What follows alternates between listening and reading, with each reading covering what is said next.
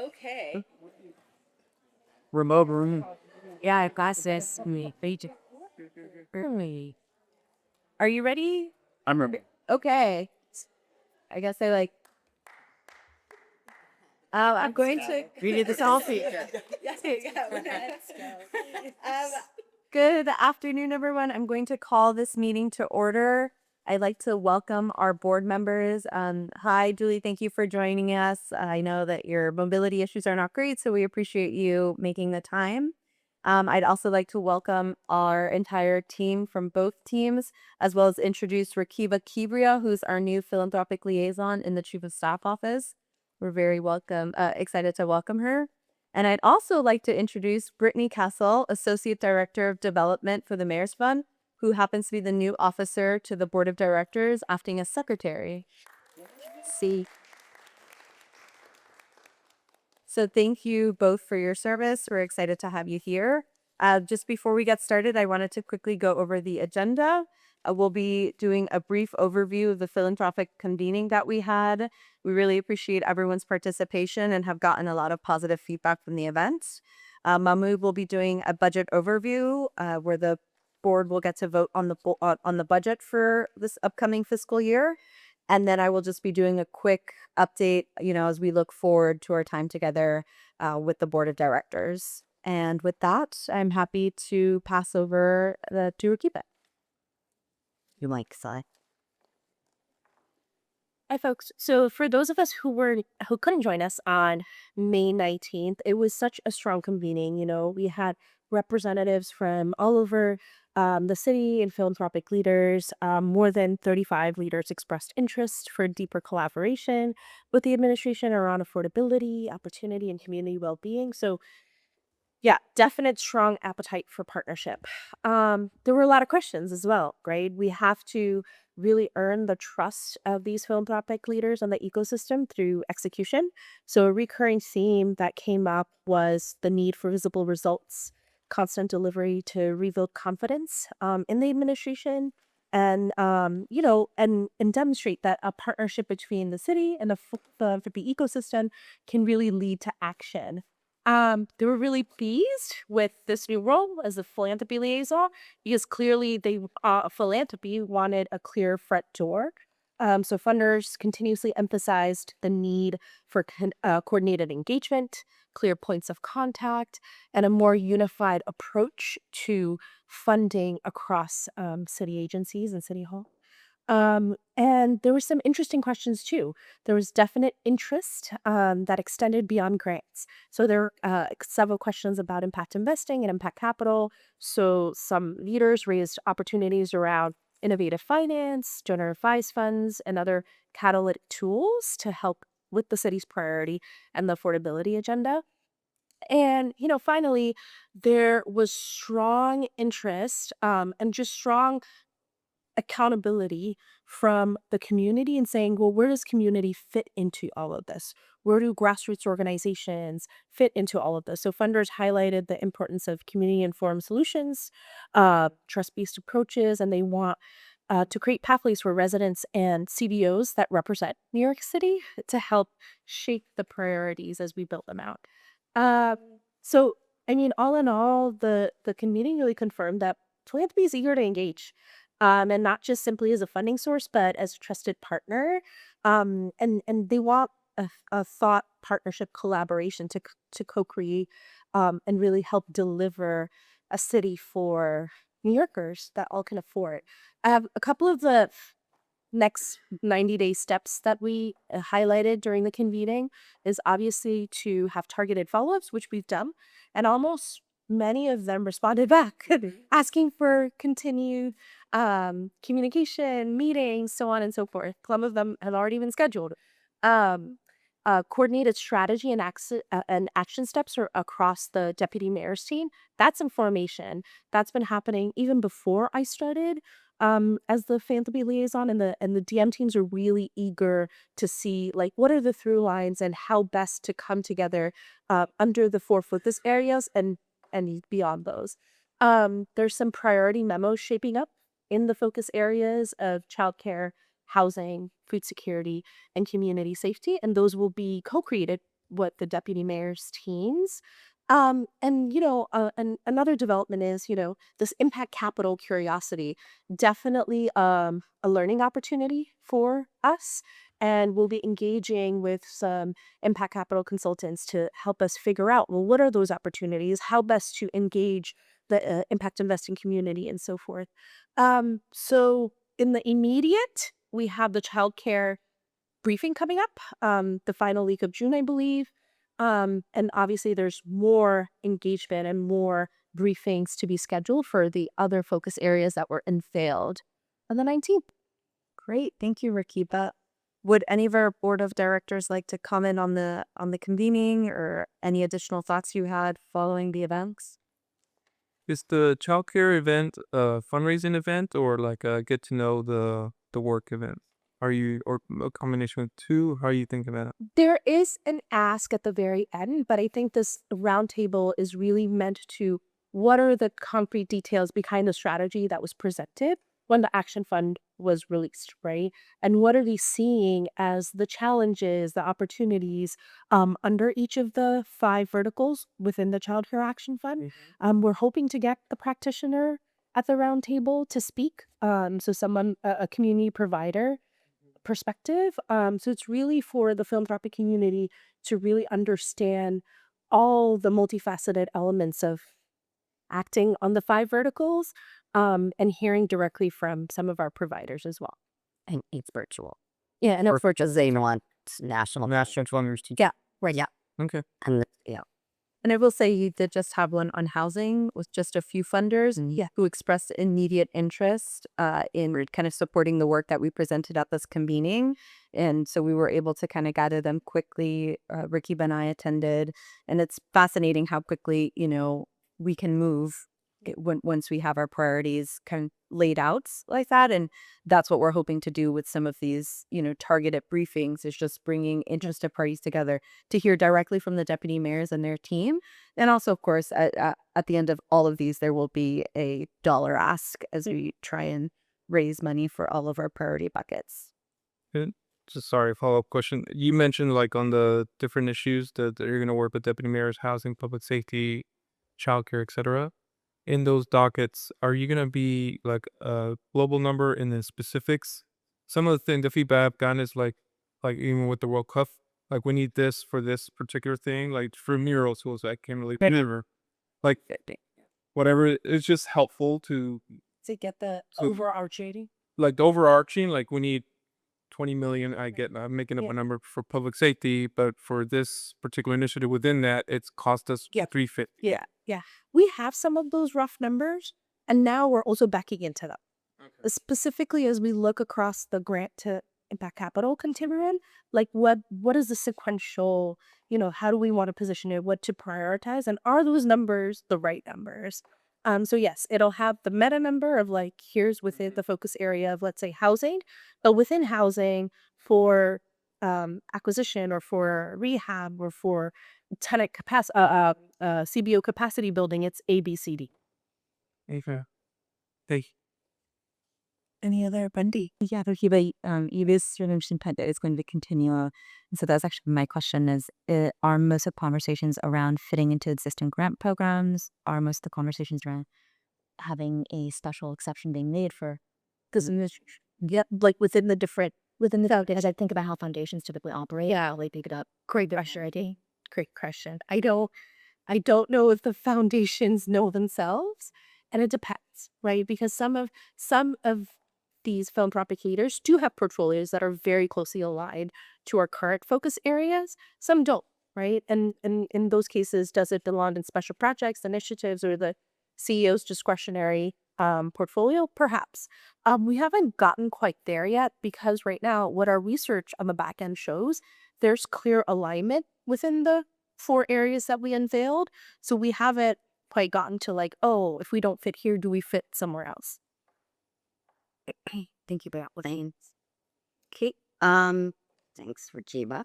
And Mahmoud Enan, who's our Director of Finance and Operations, is going to lead in the budget discussion, a little bit about how we're going to end up FY26, and very exciting to show where we hope we're going to be in FY27, and it's very exciting to see the changes. And you will some of the questions you just asked, and Mahmood will get into it. The numbers are not as specific as what you're asking yet, but we will be able to get there.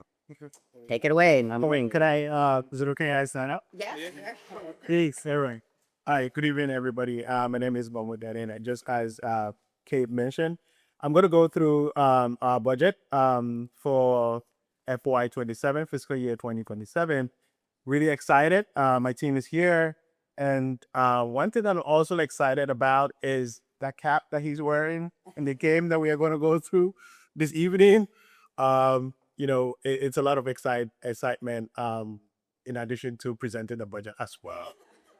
So, before we go, for the record, yes, for the record.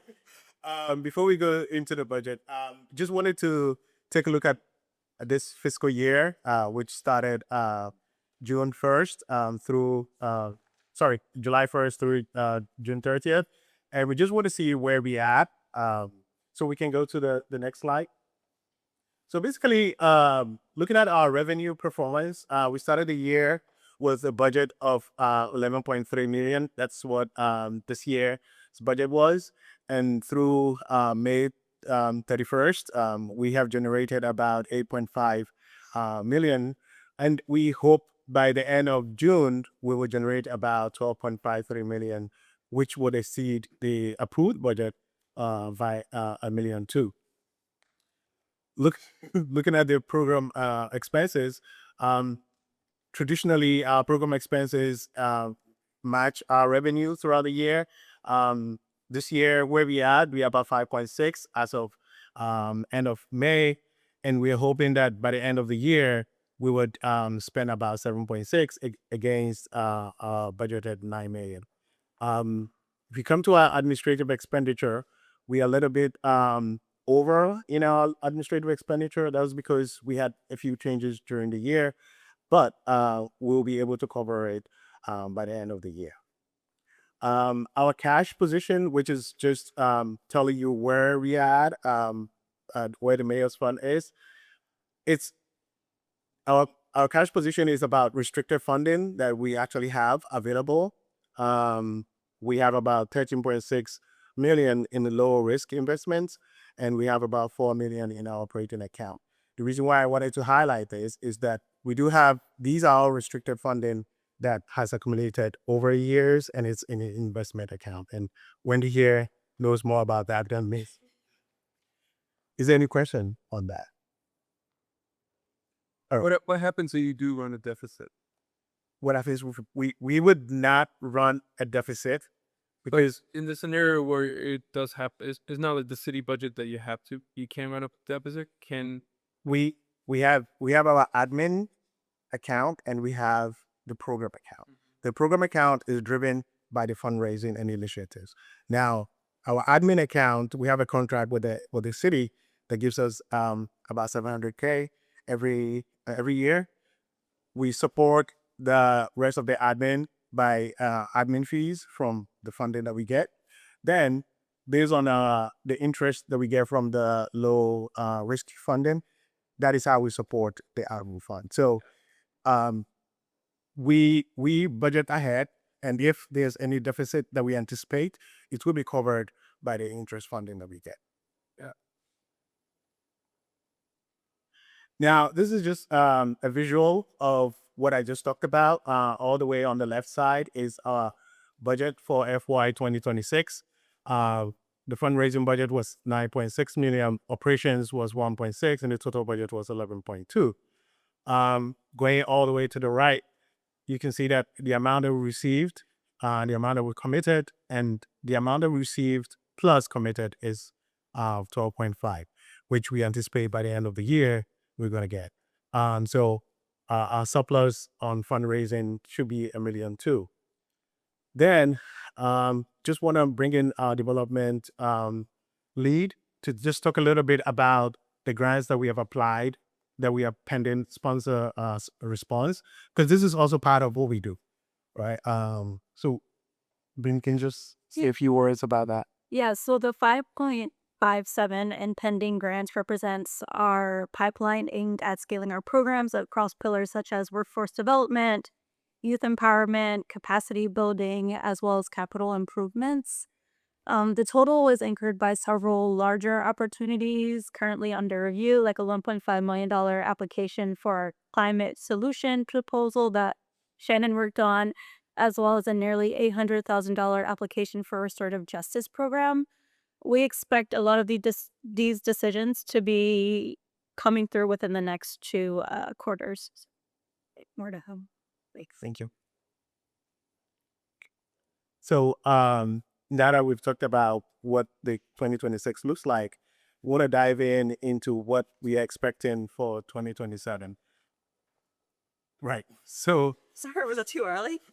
that's fine. Just want to address this to the board that we are presenting a 35.5 million fundraising and operating budget for approval for FY 2027. The proposed FY 27 budget reflects more than 200% increase from what you saw in 2026 because, of course, all the good news coming in. And just want to highlight that it's just a continued commitment to advancing the city's strategic initiatives and supporting all the agency partnership. We're also projecting that these funds that we raise, we would spend more than 90% of it, which comes up to about 33.3 million, because this is really how we would know that these funds are being utilized in the best manner. And we also propose that, between 35 million fundraising, spending about 33, would have a surplus of about 2.2, which reflects, as Javi just said, we should have something that can sustain the organization moving forward. Right. So when we talk about 35.5 million, what makes up the 35.5 million fundraising goal that we are actually talking about? So I'm sure we have heard a lot of these things. The Child Care Action Fund was pegged at 20 million. We have already raised about 5 million. And so we're expecting to raise another 15 million by the end of the fiscal year. The Housing Stability Initiative, we are proposing 5 million towards that, 2 million towards food security, 2 million towards community safety, and emergency relief funding, another 5 million.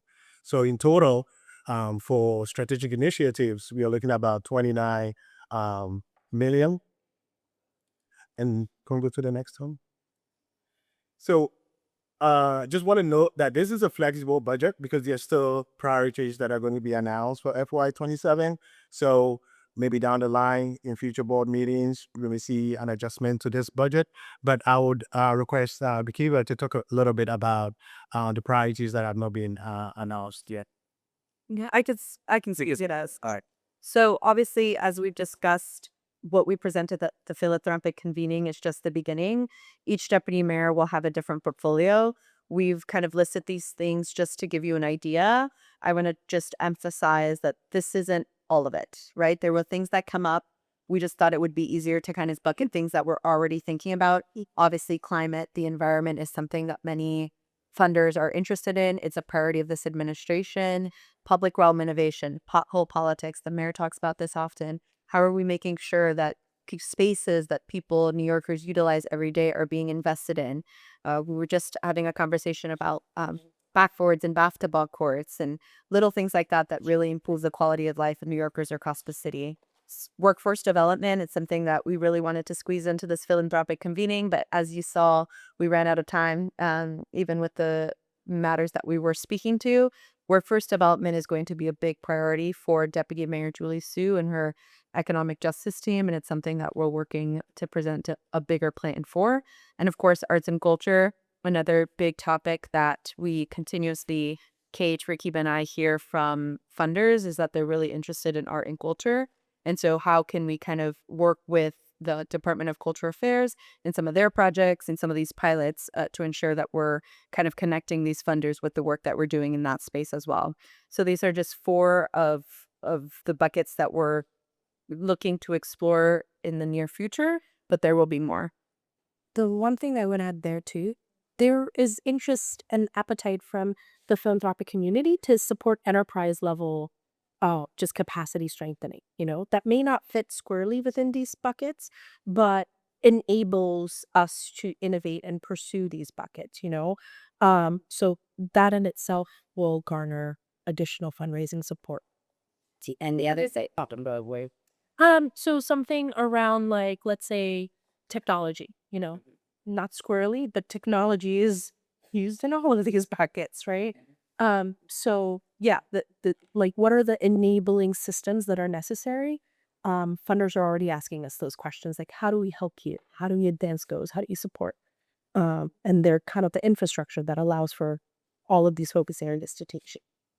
and I also will say, as Makiba and Claudia mentioned, impact investing in other fundraising areas, that is not included in this budget. And we are still having conversations where it will sit. So just want to make that clear as well. So thank you. Just wanted to I'm sorry. You don't know where it will sit because sometimes it might be directly to an agency. Like, No, I'm meaning if it'll be the mayor's fund or. and then somebody wants to make a capital investment. Yes. Alongside, it has to go through the mayor's.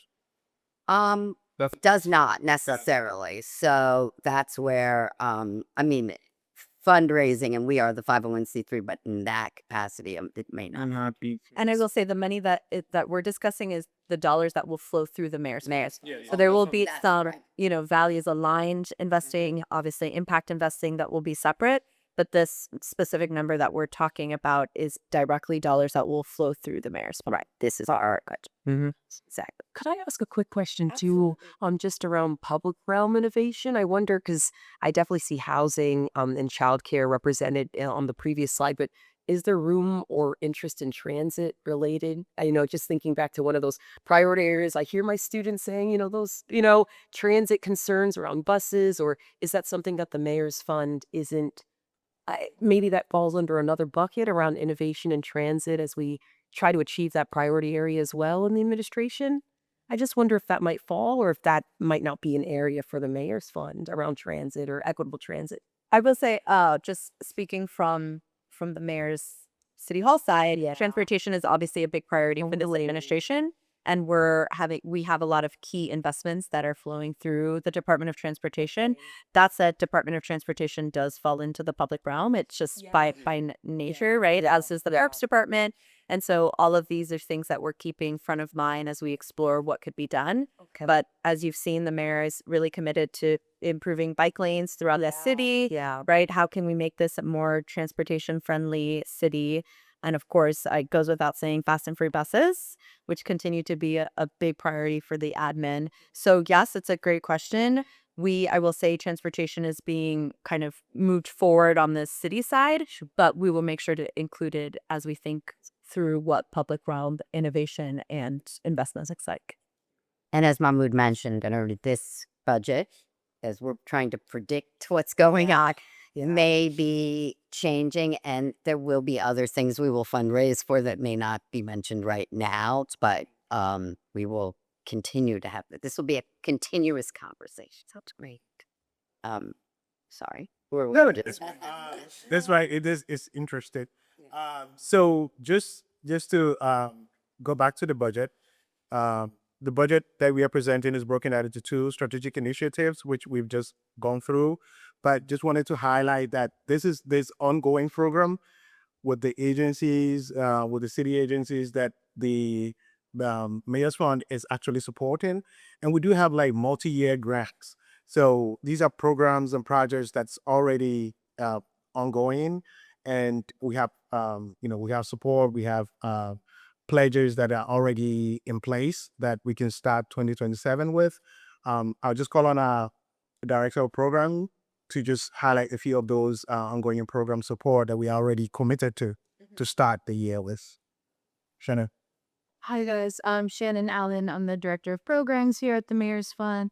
And so once we get the fundraising committed, myself and The programs team at the Mayor's Fund really manage those grants with city agency partners and see through the vision of the initial proposal that we had. So we do support a lot of social services that support communities throughout the boroughs. Some of the kind of highlights that make up what's committed here in this 4.5 are $1 million in supporting soccer pitches at DOE schools throughout the boroughs. So we're really excited about that, and we know that number will continue to grow into this fiscal year as we work with the World Cup Czar and other city agency partners around soccer. We also are anticipating about another value of 1 million in food to support food pantries throughout the boroughs. So we know that food access is a major priority in this administration and moving forward. And so we'll be able to do that through a partnership with the food bank. And then kind of a lot of the other bulk will come up through a lot of other grants with various agencies focusing on youth employment, case management in shelters, and thinking about how we employ best practices around giving wraparound services to folks who are in shelter. And then a lot of other community-based programs. So that's really where a lot of those pieces come in around our ongoing programs that the Mayor's Fund manages that might not necessarily be a strategic initiative, but definitely a priority in what our city agency partners do to deliver services throughout the cities. But and just to add on top of that, these are multi-year grants that they're already committed, and so it's not that we are raising funds for them. It's something that we are actually working on them continuously. Right. So we just talked about the revenue, fundraising goals, and basically we just want to run through the expenditure. In most cases, and based on historical trends, as I said earlier, most of these funds that we raise, because we're using it to back strategic initiatives and ongoing support, it's going to be spent anyway. So we're anticipating that out of the 35 million, we would spend about 33 million during the year. And as I said, we would have a projected surplus of about 2.1 million. Our admin expenditure is around 2.1 million as well, which is used to support all the good things that we do and all the infrastructure that is necessary to support the partnerships at the city agencies. Right. And so this is not a too pretty picture, but this is really what it boils down to.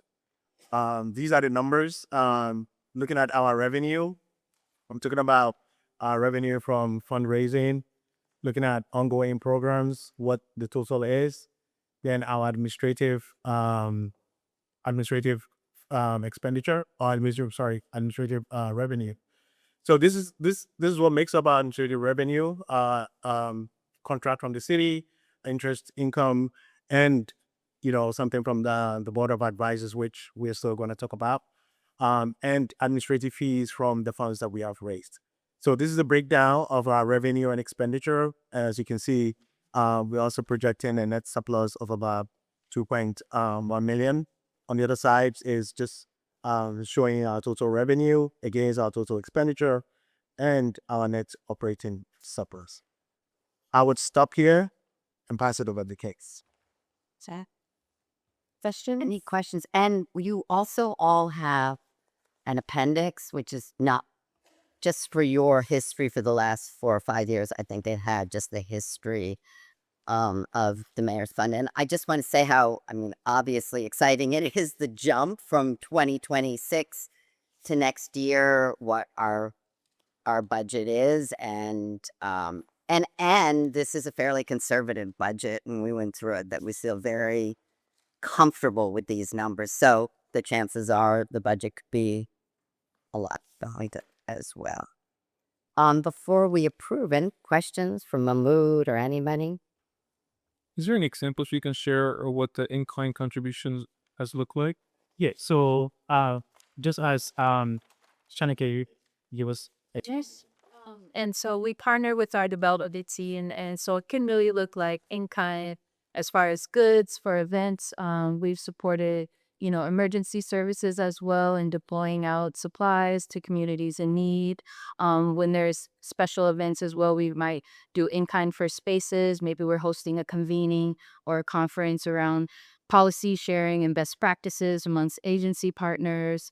It also can be services as well. So, for example, when we've worked with our shelter locations, maybe a partner was coming in to offer an in-kind workshop or professional development opportunity. So we have a wide array and we could share more with you guys. And just to add on top of that, this budget is based on the food program this is actually a program that is actually ongoing, and this is based on the food bank, working together with departmental probation Yes, for their pantry look. for the pantries location. So this is actually a program that it's ongoing. We will start working on it immediately, but it is actually food that is going to be donated, and that is the amount that is on the fair value of that.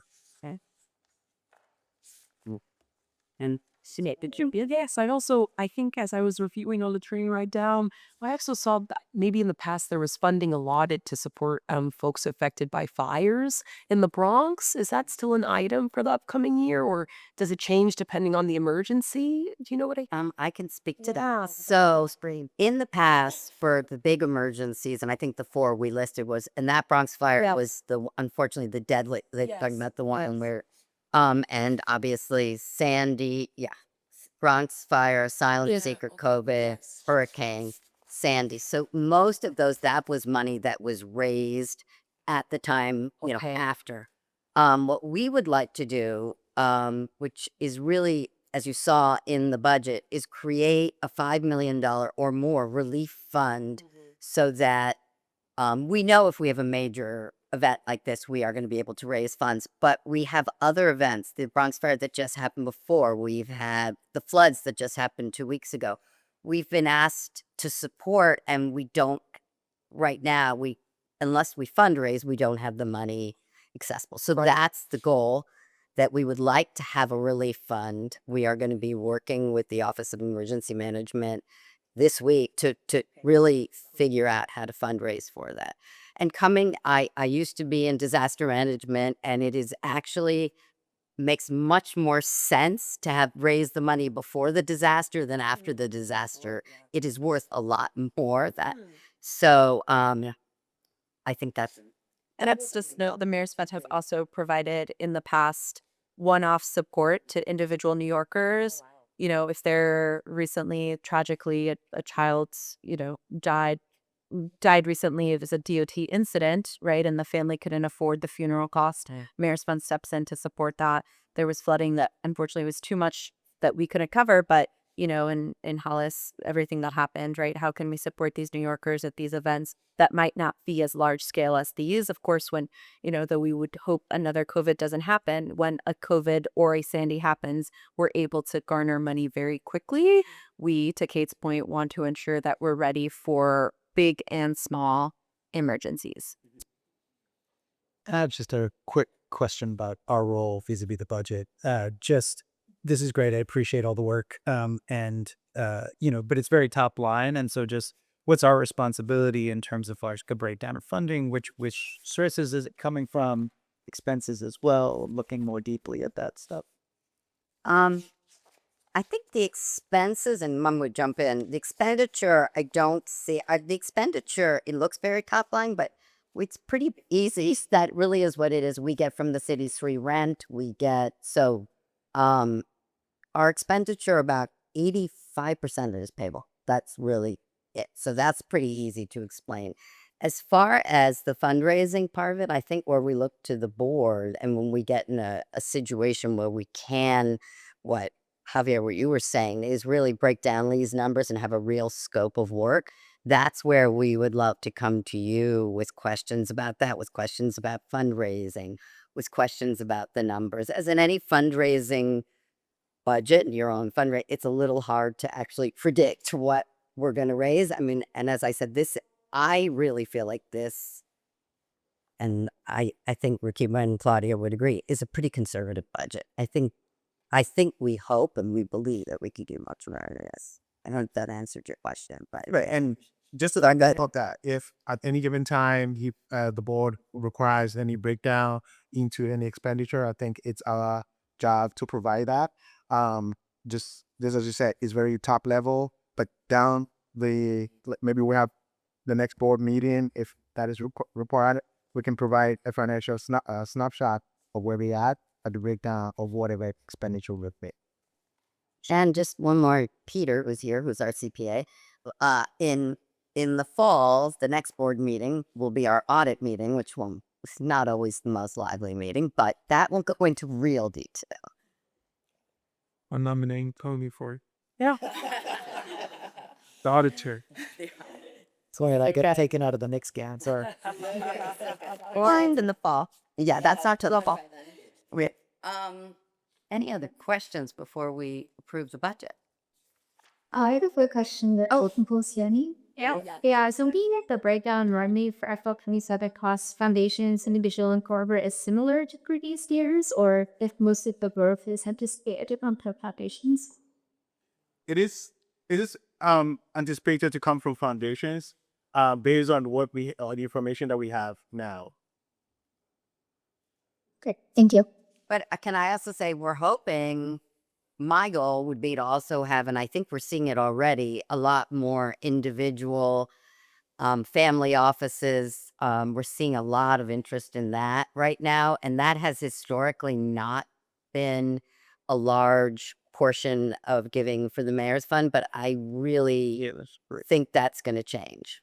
And we are, I know with the upcoming convening with for childcare, we've invited a lot of corporate foundations as well. So we'll see about that.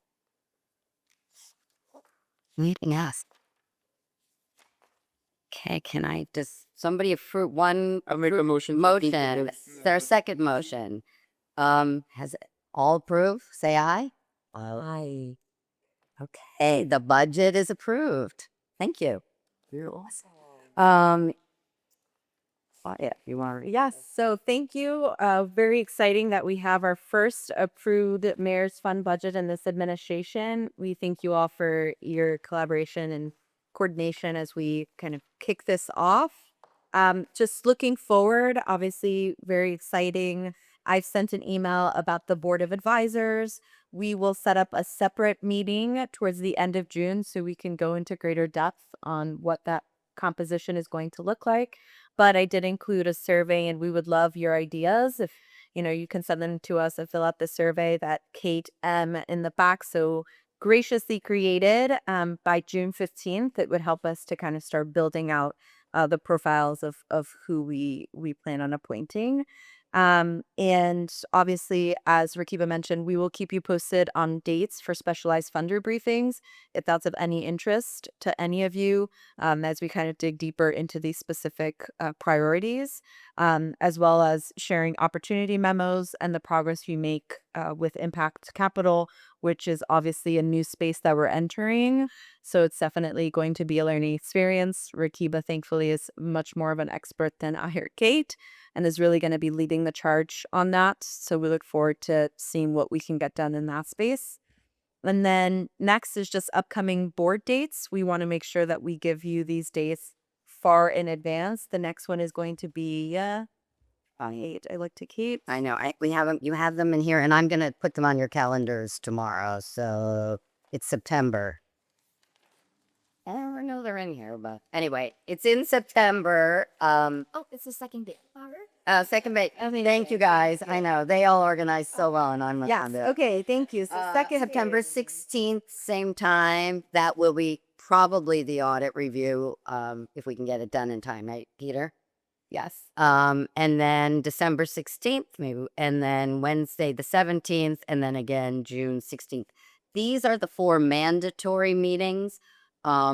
We will, of course, be having a lot more meetings in between for specific conversations, but I'm going to get these on your calendars tomorrow so that you can at least plan for your next year. I can't believe we're already talking about June 16th for next year. Yes, and of course, as Kate mentioned, we will have these are the ones that we would love people in person for. The other ones we're happy to make virtual as requested as needed for folks. That way, we ensure that we have kind of quorum and, of course, an opportunity to see each other in person. And hopefully, the December date we'll be able to do something kind of special. So with that, I want to kind of open it up if anybody has any additional questions or thoughts. Again, please don't hesitate to reach out to Kate, Rakiba, or I. Rakiba. Yeah, I think I just want to make a point to the board members that, as we are figuring out the prospect list and solidifying the opportunity memos in the brainstorming co-creation phase, we would just really love to engage with you all as slot partners before those things get finalized and the briefing is scheduled and all of the formalities around that. So please look at it from the perspective of like who are within your networks, that are focused in each of those 4 areas. What else would you recommend? What are we missing? What are we not seeing? So those obviously will be communicated via email, and just welcome your feedback deeply in partnership. So maybe actually a question around this. If there's a foundation that I think could be a good funding partner, is it more effective to have them have a conversations around getting to know that foundation? Or is it more there's someone specifically within the foundation that will probably be the point person? Would I put that person into the survey as like a potential? Right. So like how would Yeah. I think the surveys for the Board of Advisors. Yeah, survey, but we do want some leaders of philanthropy on the board of advisors. If you think that would be a good role for them, or if you're talking more about funding. So that's really my question. Like if there is a foundation, there could be a potential funding partner and someone within that foundation who's like a very clear point person for that foundation. I'm going to a survey. We can always have conversations. I think that's great. And reach out to us. Yeah. We're your thought partners and be like, hey, I have this person. This is a funding entity. Here's what makes me curious about them. What do y'all think? We're super open to that. Excellent. Great. Hey, can I ask as well, the virtual childcare convening that's coming up virtually at the end of the month, is that open for folks to attend for day? Yeah. Okay. Yes. Awesome. Yes. Will there be like There's me an invite. Okay. And we are, I know we're working on it with ASAP. So we were trying for today, probably tomorrow, the day. So we'll absolutely include board members on all those invites. yes. Yes. That sounds great. And again, not required, but it's just if it's of interest to you to learn and dig deeper into some of our priority buckets. It's a good space to hear directly from folks. I think it's great that trying to get a provider to be able to speak at that event. I think that's awesome. Yeah. Any other last minute questions, thoughts? Nixon 4. Do we have a brewer? Yeah. I know. Oh, it actually makes me very nervous. The text. Okay, I'm going to formally adjourn the meeting, and thank you all for coming. Thank you, Julie. Thank you. Well done. And like they were let put you on the Feel better. Oh my goodness. All right. just our logo.